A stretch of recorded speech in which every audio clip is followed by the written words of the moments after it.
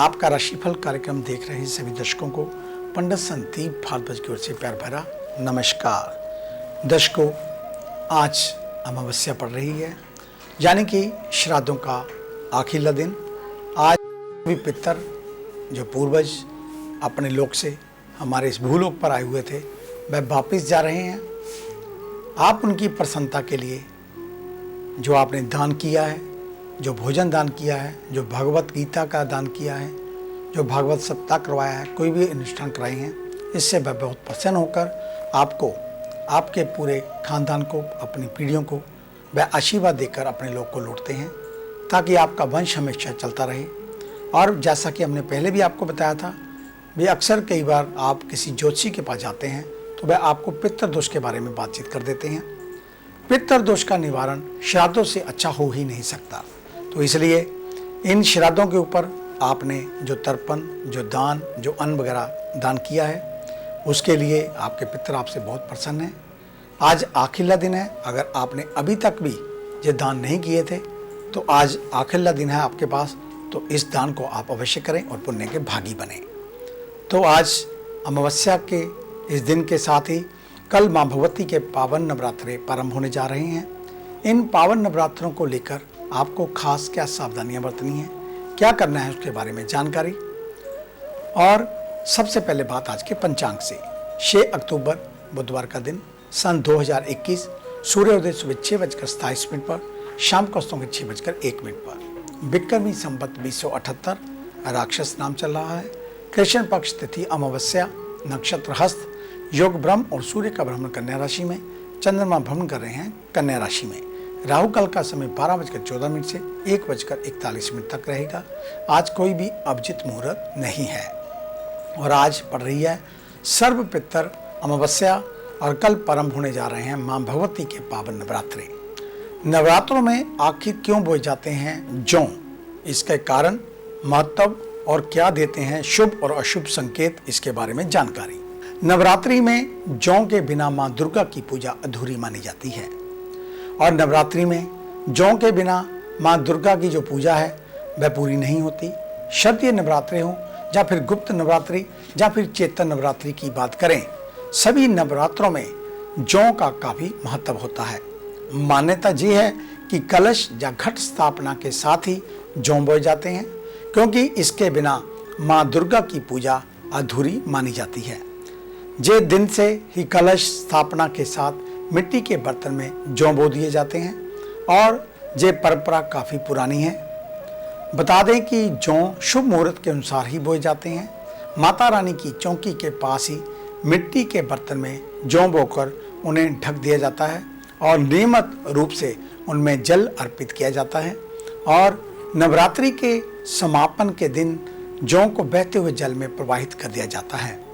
जौ बोने का एक कारण और महत्व होता है। इतना ही नहीं, जौ उगते समय कई शुभ और अशुभ संकेत भी देते हैं। आइए इन पर एक नजर डालते हैं और आपको बताते हैं वह संकेत क्या है। जौ को ही ज्वारे भी कहा जाता है। नवरात्रि के दिनों में मंदिर, घर और पूजा के पंडालों में मिट्टी के बर्तन में जो है जौ बोए जाते हैं। नियमित रूप से इनमें जल अर्पित किया जाता है और ये धीरे धीरे अंकुरित होकर बढ़ते रहते हैं। हरी भरी फसल की तरह लगते हैं और नवरात्रि के समापन पर इन्हें बहते हुए जल में प्रवाहित कर दिया जाता है। जहां पर आपको एक बात बता दें, कुछ लोग खेती बीजकर मंदिर आदि में चढ़ाते हैं, उनसे उनको बहुत ज़्यादा पाप लगता है और उनका सारा किया कराया पानी में बह जाता है। इसलिए जब भी जौ अपने घर में बीजें, उसका जो विसर्जन है वो केवल चलते हुए जल में ही करना चाहिए। किसी मंदिर आदि में वो रखकर नहीं आने चाहिए। जहां पर आप रखकर आते हैं, जैसे जैसे वो सूखते हैं, आपका पुण्य फल भी सूखने लगता है। इस बात का आपको पूर्ण रूप से ध्यान रखना है कि जौ को बीजकर जब विसर्जन करना है तो जलते हुए पानी में ही करना है। धार्मिक मान्यताओं के अनुसार नवरात्रि की प्रतिपदा तिथि को कलश स्थापना की जाती है और क्रम में कलश स्थापना के बाद मिट्टी के पात्र में जौ बोए जाते हैं। पूजा स्थल पर ज्वारे इसलिए बोए जाते हैं क्योंकि धार्मिक ग्रंथों में सृष्टि की पहली फसल जौ को ही बताया गया है। इसलिए जब भी देवी देवताओं की पूजा की जाती है तो हवन के समय जौ ही अर्पित किए जाते हैं। इतना ही नहीं, एक मान्यता ये भी है कि जौ अन्न ब्रह्मा है और अन्न का हमेशा सम्मान करना चाहिए, इसलिए पूजा में जौ का इस्तेमाल किया जाता है। शुभ और अशुभ संकेत देते हैं ये जौ। नवरात्रि के दिनों में बोए जाने वाले जवारे आपको आने वाले दिनों के बारे में संकेत देते हैं। मान्यता है कि बोए गए जौ अगर नवरात्रि के शुरुआती 3 दिनों में अंकुरित होने लगते हैं तो शुभ होता है, लेकिन अगर ये बिल्कुल उगते ही नहीं हैं तो इन्हें आने वाले दिनों के लिए अशुभ संकेत माना जाता है। जौ को अंकुरित ना होने का अर्थ ये होता है कि कड़ी मेहनत के बाद भी आपको फल नहीं मिलेगा। इसके साथ ही अगर आपके जौ हरे या सफेद रंग में उग रहे हैं तो ये आपके आने वाले कल की ओर इशारा कर रहे हैं। इसका मतलब होता है कि आने वाला समय खुशहाल होने वाला है। और इसी प्रकार के और कई भी ऐसे संकेत हैं जो हम आपको समय समय पर बताते रहेंगे। तो कल सुबह आपने घट स्थापना जो करनी है, उसके लिए आप मिट्टी का बर्तन, थोड़ी सी रेत और जौ, उसको आज रात ही पानी में भिगो दें ताकि कल सुबह आप उससे अच्छी तरीके से बीज सकें। मिट्टी का कलश नया हो, तांबे का लोटा भी हो सकता है, तांबे का कलश रख सकते हैं। पानी वाला नारियल, उसके ऊपर लाल कपड़ा लिपटा हुआ हो। कुछ लोग अखंड ज्योत जलाते हैं, तो अखंड ज्योत अगर आपने जलानी है तो फिर अखंड ज्योत को 2 समय आपने ड्राई फ्रूट का भोग भी लगाना है। जो भोग सुबह रखें वह शाम को परिवार के मेंबर मिलकर खा लें, जो रात को रखें वो सुबह परिवार के मेंबर मिलकर खा लें, और ये प्रसाद बाहर के व्यक्तियों को नहीं देना चाहिए, ऐसी हमारी मान्यता है। और इसके अलावा जब तक अगर अखंड ज्योत जल रही है तो घर का एक मेंबर जमीन के ऊपर शयन करे, इसके लिए ये जरूरी है। और साथ में ही घर में प्याज, लहसुन या किसी भी प्रकार का नशीला पदार्थ उसका सेवन करना बिल्कुल निषेध माना गया है। तो कल सुबह आम के पत्तों से, अशोक के पत्तों से अपने घर के द्वार को सजाएं। माँ भगवती को आमंत्रित करें अपने घर में आने के लिए, ताकि वह आपके घर में सुख सौभाग्य को लेकर आ सके। अगर माँ भगवती की आप आराधना करते हैं तो ढेरों आशीर्वाद आपको मिलेंगे। खास करके उन कन्याओं के लिए जिनकी शादी को लेकर विलंब हो रहा था, तो उनके लिए भी हम हर रोज कोई ना कोई उपाय बताते रहेंगे इन नवरात्रों में। तो सर्वप्रथम जो पहले नवरात्र के ऊपर कुंवारी कन्याओं के लिए जो उपाय है वो ये है। तो कल आप एक लाल चुनरी, एक पानी वाला नारियल, साथ में लाल रंग की बिंदिया, लाल रंग की चूड़ियाँ, थोड़ी सी मेहंदी और सुहाग का सामान जिसमें दर्पण अवश्य हो, काजल अवश्य हो, और उसके अलावा नेल पॉलिश आदि कुछ भी हो सकता है, लेकिन सामान बेशक थोड़ा लें लेकिन अच्छा लें जो किसी के उपयोग में आए। तो आजकल क्या ट्रेंड चला हुआ है, तो आप बाजार में जाते हैं, आप उनको बोलते हैं हमें मंदिर में चढ़ाने के लिए सामान चाहिए, तो वह व्यक्ति 20 रुपये का लिफाफा आपको पकड़ा देता है। तो आप सोचिए 20 रुपये में आजकल क्या आता है। तो वो ऐसा सामान चढ़ाने से उस व्यक्ति को तो पाप लगेगा ही, साथ में आप भी पाप के भागी बनेंगे। तो इसलिए बेशक थोड़ा सा सामान अर्पित करें माँ भगवती को, लेकिन अच्छा सामान अर्पित करें। अगर आपकी समर्था नहीं है तो आप अकेले बिंदिया का पत्ता चढ़ा सकते हैं, अकेली चूड़ियाँ चढ़ा सकते हैं, यानी कि कोई भी एक चीज़ चढ़ा सकते हैं, लेकिन अच्छी चढ़ाएं ताकि वह किसी के उपयोग में आ सके। तो अधिक जानकारी के लिए आप हमारे ऑफिस में विजिट कर सकते हैं। हमें मिलने का समय सुबह 9 बजे से लेकर 2 बजे तक, शाम 4 बजे से लेकर 6 बजे तक रहता है। आने से पहले एक फ़ोन कॉल अवश्य करें और जब भी ऑफिस में आएँ मास्क पहन कर आएँ। हमारे इस कार्यक्रम को यूट्यूब के ऊपर देखने के लिए संदीप भारद्वाज राशिफल लिखकर हमारे चैनल को सब्सक्राइब करना न भूलें, और फेसबुक पर एस्ट्रो संदीप भारद्वाज हमारे पेज को लाइक व शेयर अवश्य कर दें। आपका धन्यवाद होगा। तो आइए अब चर्चा शुरू करते हैं मेष यानी कि एरिस को लेकर। आज के दिन व्यवहार और स्वभाव के जरिए आसपास के लोगों को आप आकर्षित करेंगे। अपनी बात रखते हुए पूरी गंभीरता से सोच विचार करना होगा। वही महत्वपूर्ण मीटिंग के दौरान हल्की बात ना करें, शर्मिंदा होना पड़ सकता है। सॉफ्टवेयर कंपनियों में काम करने वालों के लिए दिन बहुत अच्छा रहने वाला है।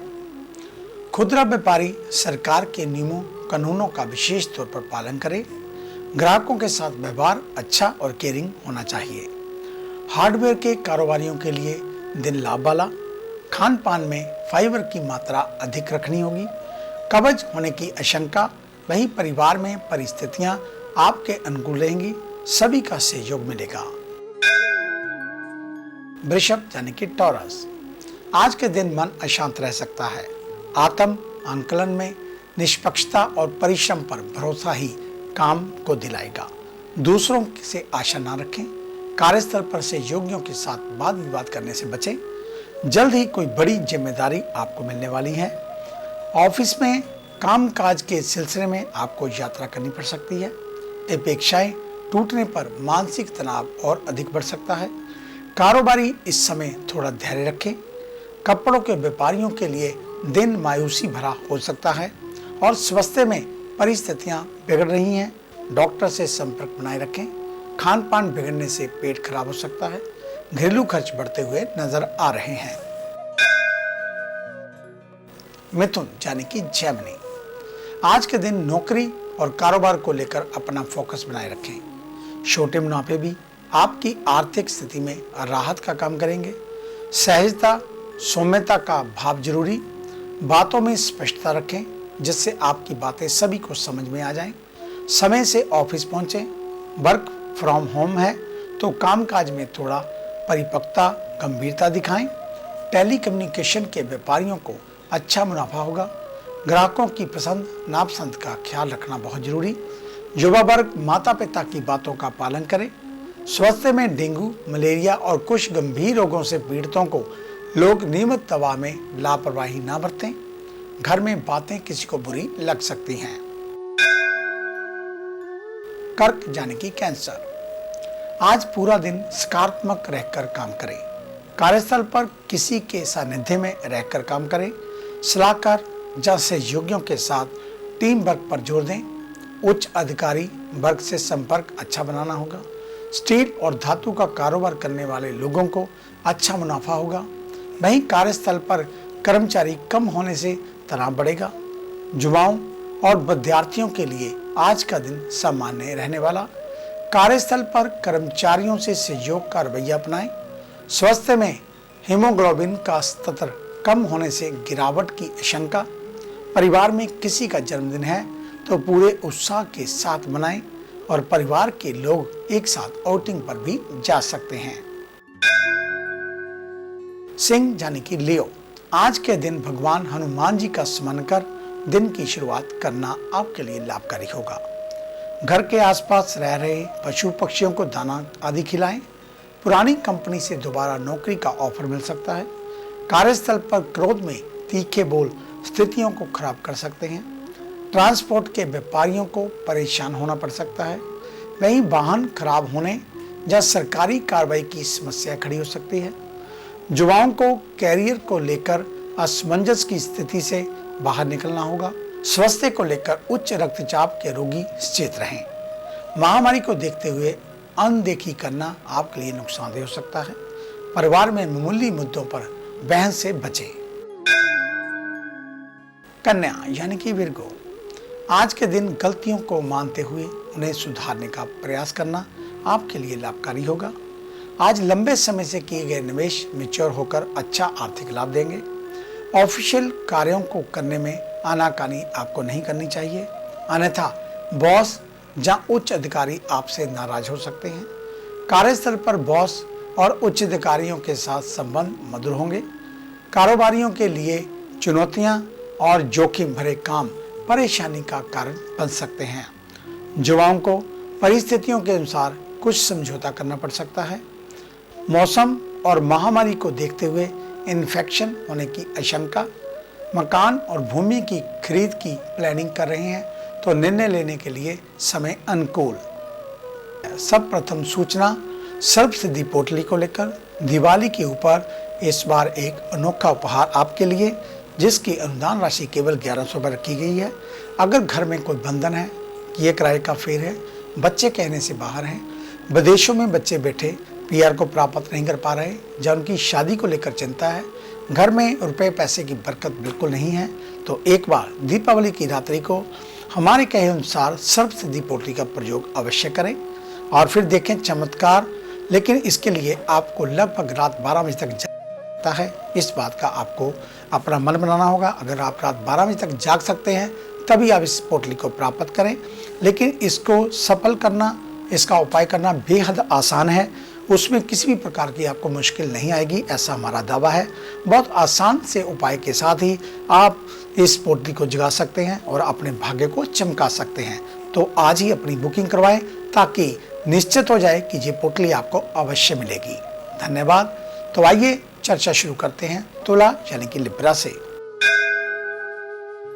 आज के दिन पिछले आर्थिक संकट का सामना अगर आप कर रहे हैं तो कुछ मामलों में आपको राहत मिलेगी। आज मनचाही सफलता के लिए आपको जी तोड़ मेहनत करने की जरूरत, यही फार्मूला है आपको अपने लक्ष्य तक पहुंचने के लिए। किसी को बातों से चोट ना पहुंचाएं। सहकर्मियों को काम में आ रही परेशानियों का हल निकालने में मदद मिलेगी। ध्यान रहे ऑफिस का कोई गॉसिप घर तक ना लाएं, कला का कारण बनेगा। नए निवेश के लिए कार्य योजनाएं बनाना लाभकर हो सकता है। नए व्यापार में प्लानिंग करने वालों को शुभ सूचना मिलेगी। वहीं स्वास्थ्य को लेकर आंखों से संबंधित समस्याएं आ सकती हैं।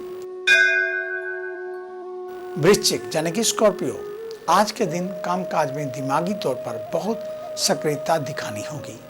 थोड़ा अध्यात्म से जुड़ना भी आपके लिए फायदेमंद होगा। उच्च पद पर जो लोग विराजमान हैं उनसे आपको अच्छे संपर्क रखने होंगे। व्यापारियों को दैनिक आय में बढ़ोतरी मिलेगी।